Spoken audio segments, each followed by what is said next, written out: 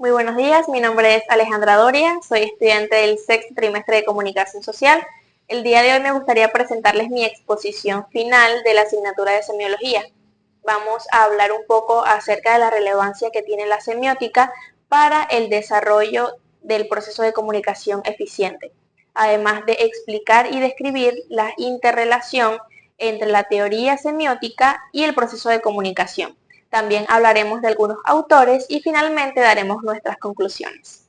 Para entender por qué la semiótica es el motor oculto de la comunicación efectiva, primero hay que quitarle el aire de teoría abstracta. En términos sencillos, la semiótica es la disciplina que estudia cómo las cosas significan algo. No se limita al lenguaje verbal. Abarca gestos, imágenes, colores, silencios y símbolos. La comunicación efectiva no ocurre cuando simplemente lanzas un mensaje, sino cuando el receptor decodifica exactamente lo que tú pretendías transmitir. Es ahí donde la semiótica se vuelve indispensable. Ahora bien, la semiótica es clave para una comunicación eficiente, ya que nos permite analizar cómo construimos, transmitimos y decodificamos significados. Dominar la semiótica es, en última instancia, desarrollar la empatía estratégica, la capacidad de ver tu propio mensaje a través de los ojos, los códigos y la cultura de los demás para asegurarte de que tu mensaje no solo se escuche, sino que se entienda. Ahora expliquemos las interrelaciones entre la teoría semiótica y el proceso de comunicación. Para entender cómo se entrelaza la teoría semiótica con el proceso de comunicación, imagina que la comunicación es un vehículo, el acto de transportar información de un punto A a un punto B.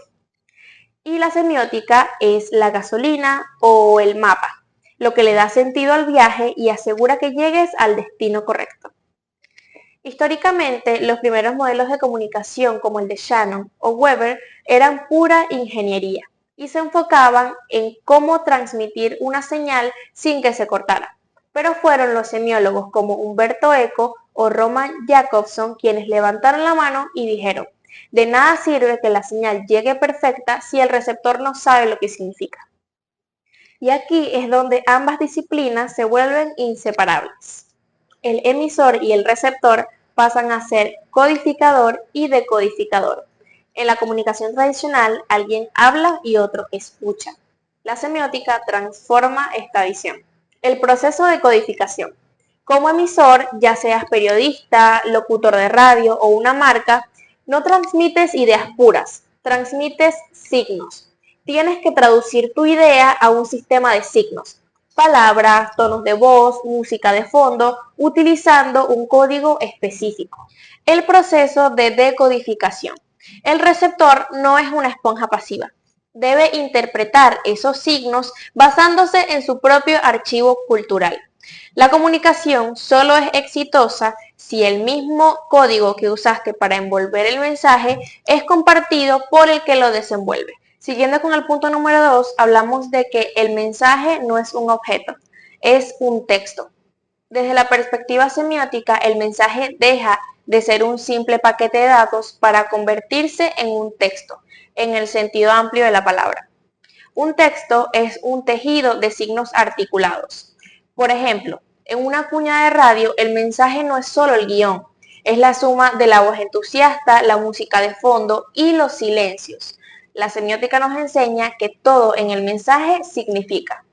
Punto número 3. El ruido se vuelve semántico, no solo técnico. En comunicación técnica, el ruido es estática en la radio o un corte de internet.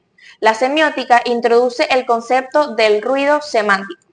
Ocurre cuando el mensaje llega físicamente intacto, pero el significado se pierde o se distorsiona, porque el emisor y el receptor no comparten los mismos códigos culturales. Por ejemplo, si en un artículo periodístico utilizas sarcasmo y tu audiencia lo lee de forma literal, hubo una falla de comunicación por ruido semántico. El signo llegó, pero el significado no lo hizo. Y punto número 4, la vital importancia del referente y el contexto. La semiótica establece que un signo como la palabra libertad no tiene un significado congelado. Depende de su relación con el mundo real, el referente y el entorno en el que se dice. el contexto. El proceso de comunicación requiere del contexto para que la semiótica funcione. La misma frase dicha en un noticiero serio o en un programa de sátira política cambia radicalmente su significado.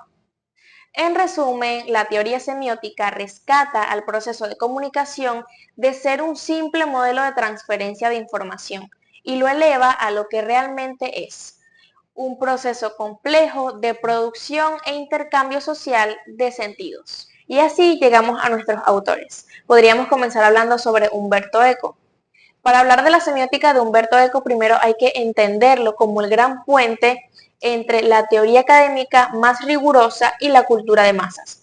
El pensador italiano demostró que un cómic de Superman, un partido de fútbol, una película de James Bond o una catedral medieval merecen el mismo análisis minucioso que un poema clásico. Eco no veía la semiótica como una ciencia estática, sino como una fuerza de choque para desarmar los discursos del poder, la publicidad y los medios de comunicación. Para Eco, si un signo puede usarse para evocar algo que no está presente o que ni siquiera existe, como un unicornio, entonces su naturaleza intrínseca permite la simulación. Por lo tanto, un comunicador debe ser un analista crítico de los signos para detectar cuándo y cómo se está construyendo una ilusión o una manipulación mediática. La semiótica de Roland Barthes. Mientras que otros teóricos se enfocaban exclusivamente en los textos literarios o en las reglas rígidas de la lingüística, Barthes sacó la semiótica a la calle. Para él, todo objeto, imagen o comportamiento social funciona como un sistema de signos. La moda, un plato de comida, la portada de una revista, un carro deportivo o una pelea de lucha libre. Su gran obsesión fue revelar cómo la sociedad burguesa y los medios de comunicación de masas utilizan estos signos para hacer pasar por natural lo que en realidad es una construcción cultural e ideológica.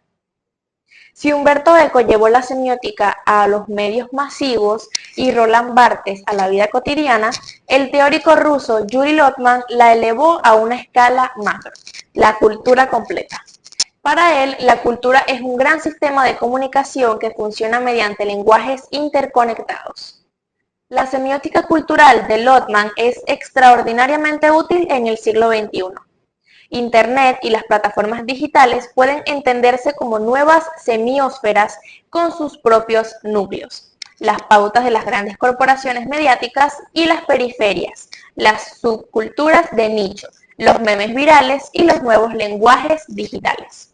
Cuando una tendencia o un formato de comunicación cruza la frontera entre distintas redes sociales o entre distintos países, el proceso de traducción y adaptación cultural que ocurre es exactamente el fenómeno vivo que Yuri Lotman describió. Y por último, hablemos sobre la semiótica de Edward Hall.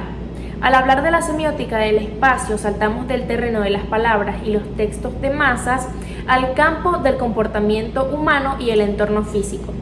El gran pionero de este campo fue el antropólogo estadounidense Edward Hall, quien en su célebre libro La dimensión oculta de 1966 acuñó un término fundamental para la comunicación, la proxémica.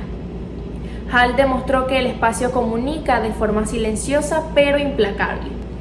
La distancia que mantienes con otra persona, la forma en que organizas los muebles de una habitación o cómo se diseñan las ciudades no son decisiones casuales, son signos culturales que dictan el tipo de relación, el poder y la comodidad en una interacción. Muy bien. A lo largo de este recorrido por la semiótica y los procesos de comunicación, hemos desmontado la idea de que comunicar es simplemente un intercambio automático de datos. Comunicar es, en realidad, un complejo tejido social donde constantemente se produce, se negocia y deconstruye el sentido de la realidad. La comunicación efectiva se logra cuando dejamos de preocuparnos únicamente por los canales tecnológicos de transmisión y comenzamos a dominar las leyes del significado, el contexto y la cultura. Quien domina el signo, domina el mensaje. Muchas gracias.